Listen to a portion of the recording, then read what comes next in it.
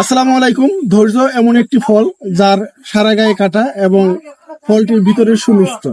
সুতরাং আমার লাইফে একটি জিনিস আমি খুব ভালোভাবে শিখতে পেরেছি, সেটা হচ্ছে ধৈর্য।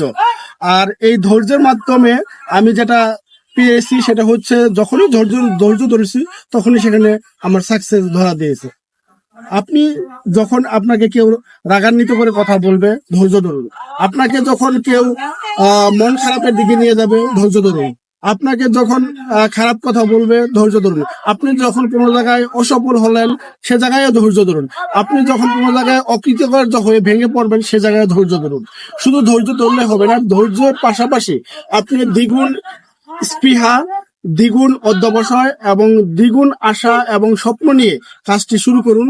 দেখবেন এই ধৈর্যই আপনাকে তার উপযুক্ত জায়গায় নিয়ে যাবে, এবং যে প্রতিশোধ মানুষ সামনাসামনি নেয়, সে প্রতিশোধ তাদের প্রতি না নিয়ে আপনি আপনার ধৈর্যের মাধ্যমে, আপনার সফলতার মাধ্যমে তার চেয়ে বড় প্রতিশোধ আপনি তার কাছে নিতে পারবেন।